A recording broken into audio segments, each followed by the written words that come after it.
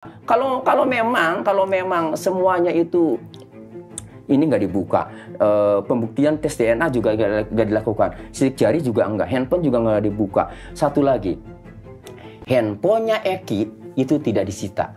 Ada 6 handphone plus handphonenya Vina disita. Jadi barang bukti itu juga nggak dibuka percakapannya, ya kan? Bukti yang ada untuk menghukum mereka menjadi sumber hidup menurut kami hanya berdasarkan kesaksian siapa? Dede, Aep, sama Liga Akbar itu yang lihat langsung pelakunya. Yang lain itu kan hanya menyatakan tidak ada di rumah Pak RT, menguatkan alibi, kan gitu kan? Sekarang ini dari 3 ini 2 sudah cabut, tinggal Aep seorang diri.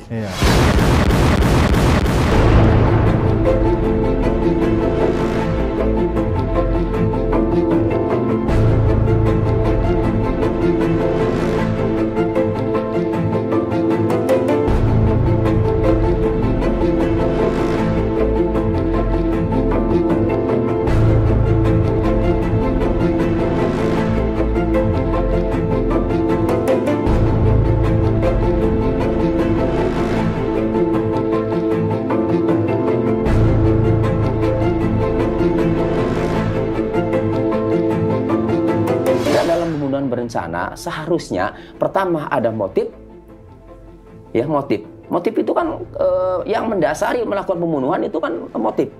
Kedua itu ada persamaan niat. Jadi dalam ilmu kriminologi ada istilah meeting of minds. Persamaan niat. Walaupun awalnya yang dendam itu satu orang, kan itu. Tetapi kalau satu kemudian diajak satu tim, punya visi misi sama. Ya, akhirnya di pertemuan-pertemuan berikutnya itu jadi ada kesamaan niat. Kemudian direncanakanlah. Tidak pernah terungkap, dong. Nah, kemudian di dalam putusan pengadilan juga ada kesaksian anak buahnya Rudiana. Anak buahnya Rudiana bernama Dodi Irwanto dan Gugun Gumilar. Ia mengaku telah mengecek CCTV di lokasi kejadian, dok. Ada, namun belum dibuka. Bayangkan. Di pengadilan tidak dibuka? Tidak dibuka. Dan saksi itu mengatakan sudah mengecek CCTV di lokasi kejadian itu tertuang dalam putusan pengadilan. Satu lagi, dong. Ada 6 handphone yang disita sebagai barang bukti, termasuk handphonenya Pina. Tidak dibuka. Tidak dibuka? Saya tuh baru forensik aja kan bisa kenal dong harusnya sperma siapa dari DNA. Betul. Ini tidak dilakukan. Tidak dilakukan? Tidak dilakukan. Sidik jari tidak dilakukan. Tidak dilakukan? Bayangkan, dalam amar putusan atas nama 8 terpidana itu menetapkan barang bukti berupa diantaranya kayu balok, helm, dan seterusnya yang mungkin bisa dipegang oleh para pelaku. Tetapi tidak pernah dilakukan sidik jari. Kemudian ditemukan sperma di tubuh Pina almarhum, tidak pernah dilakukan tes DNA. Tetapi anehnya satu sperma bisa menghukum 7 orang. Saksi telah mengecek CCTV di lokasi kejadian, namun belum dibuka. Berarti kalau sampai ada kalimat belum dibuka, berarti CCTV itu ada. Jangankan penyidik, kita saja, dok. Kalau ada satu kejadian, kemudian kita nyari segera petunjuk yang ada di situ. Apakah ada CCTV? Kita segera langsung ke operator melihat CCTV. Kalau dalam putusan itu belum dibuka, saya justru meyakini udah dibuka. Tapi ngebukanya itu, dok, agak lama. 8 orang ini keburu. Keburu diinterogasi, keburu yang muncul gambar-gambar yang dianiaya itu kan, waktu itu kan, nah sehingga sehingga ini keyakinan saya sehingga ketika CCTV itu dibuka, misalnya, beda kan, itu yang alternatif pertama. Yang kedua, kalau memang semuanya itu ini nggak dibuka, pembuktian tes DNA juga nggak dilakukan, sidik jari juga enggak, handphone juga nggak dibuka. Satu lagi, handphonenya Eki itu tidak disita. Handphone Pina tidak dibuka. Dari mana saya mengatakan handphonenya Eki tidak dibuka? Ada 6 handphone, dok, yang tertuang dalam putusan menjadi barang bukti itu. Lalu saya tanya sama Liga Akbar, Liga, ini ada 6 handphone. Ada nggak handphonenya Eki? Kamu kan akrab sama Eki, Pina. Iya, nggak ada, Om. Handphonenya Eki tahu Oppo. Di sini nggak ada katanya. Kan jadi kayak diumpetin ini. Artinya ini tidak diungkap secara serius ya, seperti ada yang ditutup-tutupi. Kalau begitu, saya menyimpulkan ya dari sekian banyak ya kejanggalan-kejanggalan tadi, dakwaan yang begitu sederhana, kemudian pembuktian yang tidak mengedepankan scientific evidence, kan gitu. Nah, kemudian handphone yang belum dibuka, tadi CCTV yang belum dibuka, ada keterangan Liga Akbar yang kemudian merasa waktu itu kesaksiannya diarahkan oleh Pak Rudiana. Akhirnya saya menyimpulkan dua hal. Saya menyimpulkan jangan-jangan Pak Rudiana ini tahu semuanya. Bapaknya Eki ini. Oke. Iya, jangan-jangan. Tapi kan anaknya juga korban, Pak. Ya itu dia. Kenapa kalau anaknya korban, ya, kenapa CCTV itu ya tidak dibuka? Kenapa handphonenya anaknya itu tidak dijadikan barang bukti? Betul juga ya. Iya. Lalu kenapa saya harus Rudiana? Karena yang mengamankan 8 pelaku itu adalah Rudiana, Pak. Berdasarkan informasi dari AEP. Kan awal kejadiannya itu Pak Rudiana itu berada di rumah. Ini berdasarkan putusan pengadilan ya, Pak. Iya. Ada di rumah, lalu dapat kabar lah dari rekan anggotanya bahwa anaknya itu berada di RSUD Gunung Jati. Lalu Pak Rudiana datanglah ke RSUD Gunung Jati. Begitu dilihat, benarlah anaknya. Begitu dilihat, ini kecelakaan. Janggal karena banyak luka di organ tubuhnya. Lalu dia cek TKP, lalu kemudian ke Polsek Talun ngecek motor. Semakin janggal, katanya motornya tidak banyak yang rusak. Nah, akhirnya itu tanggal 27 Agustus Pak ya, malam. Tanggal 31 Agustus 2016, Pak Rudiana ini menemui AEP. Oke. Ya, AEP mengatakan yang ribut-ribut waktu malam minggu itu biasanya nongkrong di depan SMP 11 Perjuangan. Lalu si Rudiana ngomong, ya sudah, kalau nongkrong lagi kabari saya. Itu jam 10 pagi. Nah, kemudian AEP, Pak Rudiana pulang. Kemudian AEP jam 12 siang ngabari Rudiana. Bahwa orang yang ribut-ribut waktu malam minggu itu sudah ada pada nongkrong. Rudiana datanglah ke TKP. Ke tempat nongkrong-nongkrong anak-anak itu yang akhirnya jadi terpidana itu kan. Oke. Diangkutlah semua itu, ditangkap semua. Oleh Pak Rudiana? Oleh Pak Rudiana. Pertanyaannya, dari mana mereka tahu bahwa mereka itu adalah pelakunya? Dari mana Pak Rudiana tahu? Betul nggak? Betul tidak juga. Melihat langsung di TKP. Cuma berdasarkan nongkrong saja. Iya, berdasarkan keterangan AEP saja. Itulah sebabnya akhirnya ya saya menyimpulkan ini Pak Rudiana ini ya menyimpan sesuatu dan banyak tahu. Seharusnya securiga akhirnya Pak Rudiana inilah yang saya yakini ya membuat suatu skenario.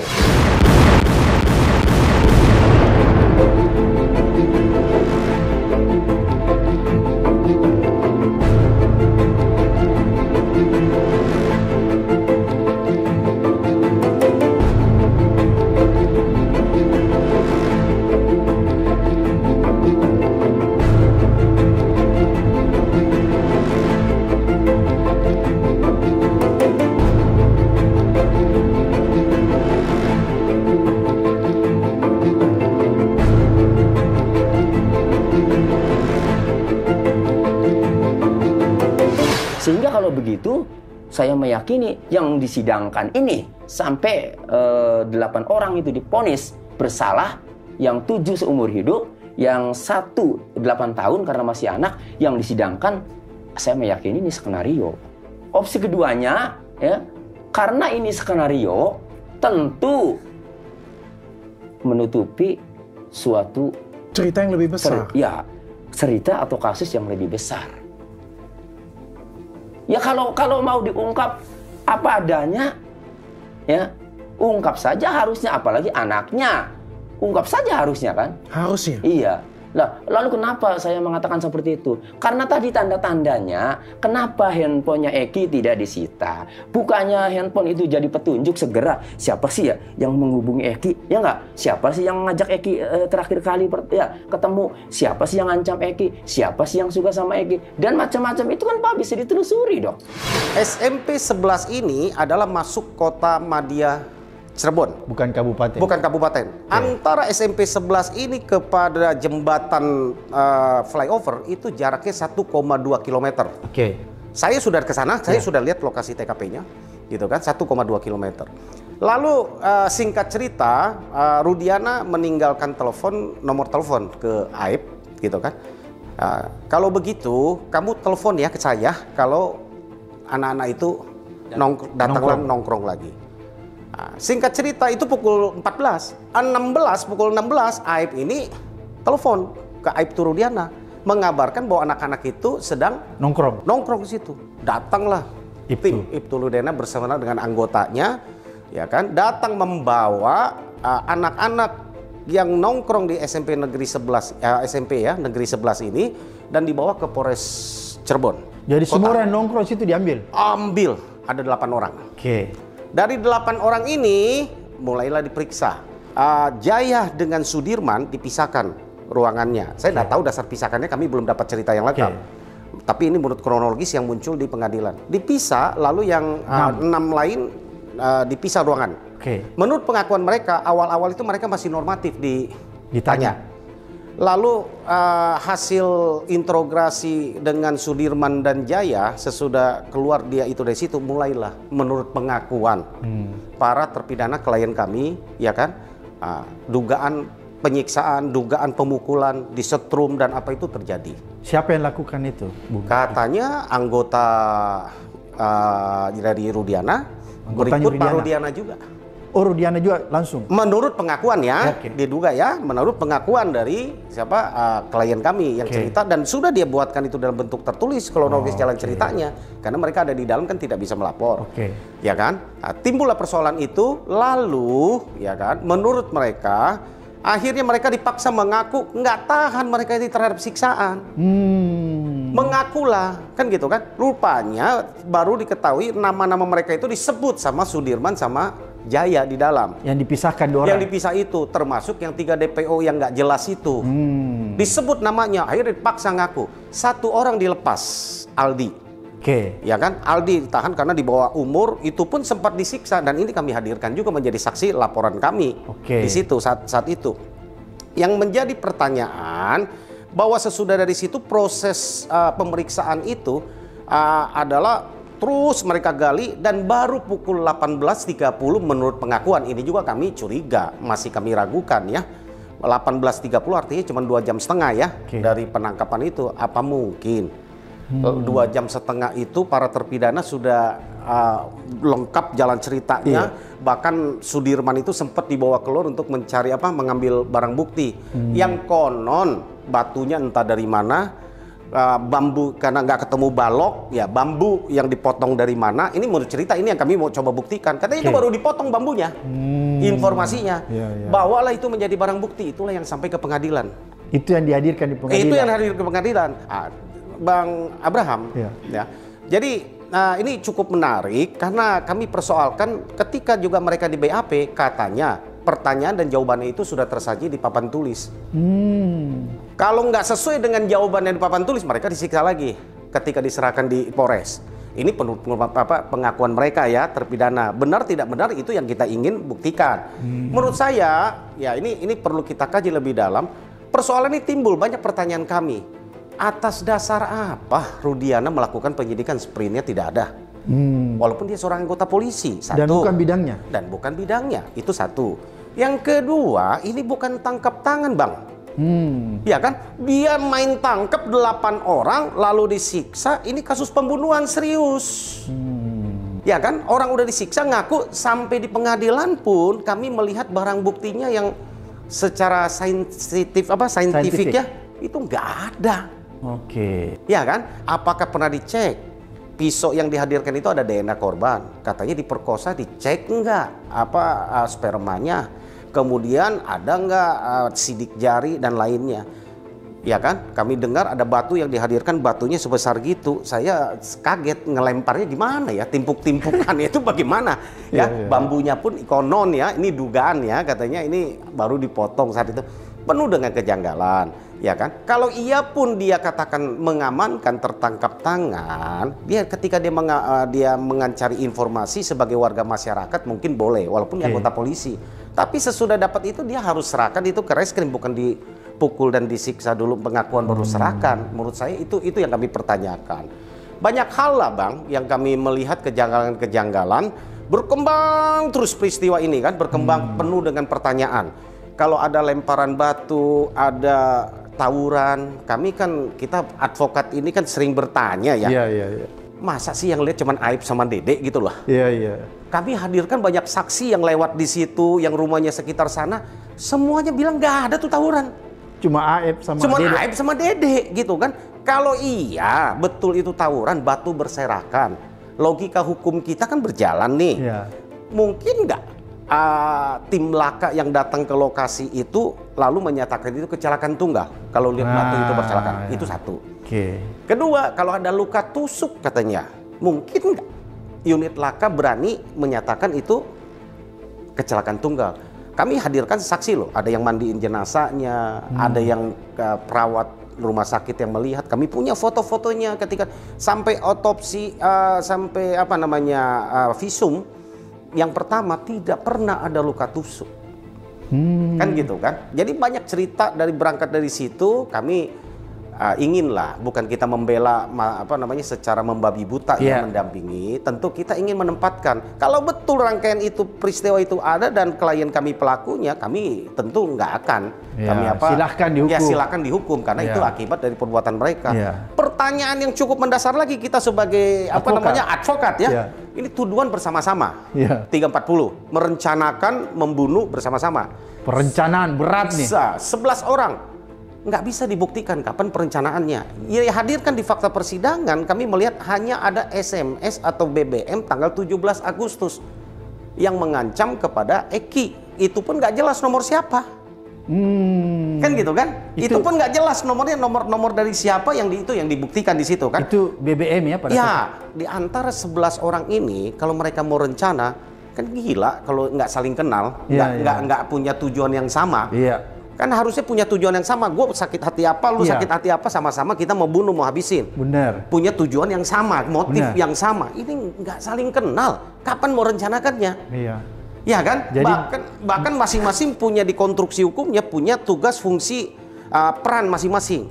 Ada Junto 55 Bang. Ini yang saya mau ceritakan lengkap supaya Abang bedah nanti kasus itu adalah mereka 340 dihukumnya merata seumur hidup semua. Abang kan tangani kasus banyak lah. Mungkin nggak 340 pelaku utama itu semua? Impossible. Iya kan?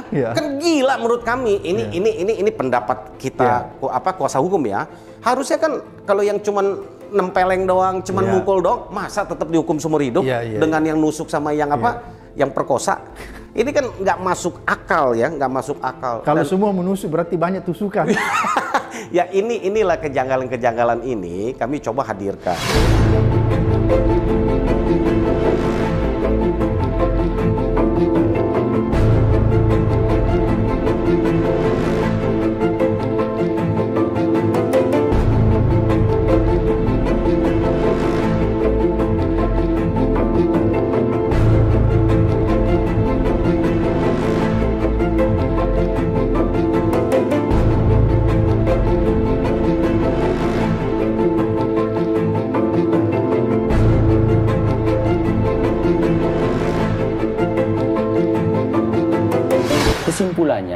Kesimpulannya, ke pertanyaan awal tadi, apakah ada pemerkosaan? Dari putusan pengadilan tadi, Pak, saya hanya mempercayai adanya fakta visum. Udah itu aja. Lain-lainnya, kronologis dalam dakwaan, keterangan saksi-saksi dan seterusnya, ya, saya tidak yakin. Tidak bisa diambil. Iya. Cuma peristiwa ini ada karena adanya visum. Belakangan, nah ini belakangan ya, yang sekarang ini timbul banyak hal-hal baru menarik. Mulai dari Teguh, Okta, Pram Mudia, kemudian Sarifudin. Yang pertama datang kepada kami juga kuasa hukum mereka. Tadinya mereka dihadirkan untuk jadi saksi menguatkan kan pada para terpidana ini beralibi, yang khususnya yang 5 ya, 6 di luar si siapa Rivaldi. Rivaldi ini punya kasus tersendiri karena sajam di polsek yang lain. Mereka malam itu bersama-sama katanya dari pukul Bada Isa ya, itu mereka sampai pagi sama-sama di rumahnya Kavi, rumahnya Pak RT. Oke. Pak RT rumahnya tinggalnya sebelah, di sebelahnya Pak RT ini ada kontrakan. Ya. Mereka di situ, tapi milik Pak RT. Oke. Bersama dengan anaknya namanya Muhammad Kavi, anaknya Pak RT. Mereka ini bareng di situ, pengakuan mereka, ya kan? Jadi kalau benar mereka ada di situ, alibinya untuk mereka melakukan pembunuhan kan sebenarnya nggak ada. Iya. Persoalan timbul 4 orang yang tadi saya sebutkan, Okta, Teguh, Pramudia, sama Sarifudin. Waktu awal sebagian itu mengaku bahwa mereka tidak bersama-sama, padahal para terpidana ini tadinya mengaku bersama-sama. Entah gimana. Waktu itu mereka mengaku itu menguatkan alibi mereka menjadi tidak terbukti lah, bahwa akhirnya menjadi salah satu bukti bahwa ada kemungkinan mereka pembunuhnya, ya kan? Kavi yang bersama-sama dengan mereka pun sampai hari ini belum pernah diperiksa. Anaknya Pak RT ya? Ya kan aneh. Ketika waktu diamankan, menurut infonya ada juga diamankan, tapi hanya bertugas mengantar motor katanya. Si Kavi. Kavi 8 orang aja yang diperiksa, anaknya ini enggak. Ini menjadi pertanyaan kami juga yang harus kita ungkap gitu kan. Janggal betul. Menurut kami janggal gitu kan. Belakangan Kavi dengan Pak Sren ini memberikan keterangan terus ya kan, katanya enggak ya di dalam kesaksian mereka. Artinya 4 orang saksi yang menguatkan waktu pertama mengatakan tidak bersama dengan para terpidana Bang, mereka cabut nih awal 2 bulan lalu. Oke. Itu yang ketika mereka ketangkep Peggy, mereka beri keterangan, enggak, saya bersama-sama dengan mereka. Di mana? Di rumah Pak RT. Itu kan, ini 4 udah cabut. 4 udah cabut keterangannya, itulah yang membuat jadi 2 DPO yang lain itu menjadi tambah runyam gitu kan. Bahwa ini entah kapan orangnya sosok gimana.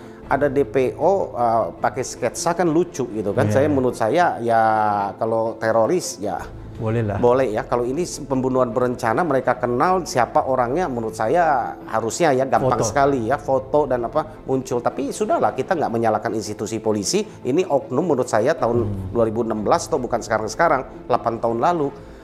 Singkat cerita, ini sudah 4 orang mencabut. Belakangan lagi ada perkembangan terbaru lagi. Di mana Liga Akbar yang tadinya mengaku di dalam persidangan bersama-sama dengan Eki, ditelepon sama Eki, terus ke pusat Taman Kota Cirebon, lalu bersama-sama malam itu dengan Eki dan Vina, mereka 2 motor menuju kepada flyover. Di flyover, menuju flyover lewat SMP 11 itu Liga Akbar mengaku ikut ditimpukin pakai batu, hanya dia tidak lari seperti Eki dan Vina ke arah flyover, tapi dia belok ke jalan Man 4 ya. Man 4 itu nggak jauh dari situ, dia belok kanan ya, terus dia langsung pulang ke rumah. Itu menurut cerita di saat itu. Satu yang mengaku ikut-ikutan dia mah ditimpuk. Ditambah dengan kesaksian Aib dan Dede yang melihat bahwa kejadian timpuk lemparan batu penyiksaan itu terjadi. Perkembangan terbaru adalah bahwa Liga Akbar sudah mencabut laporannya, menyatakan peristiwa itu nggak ada.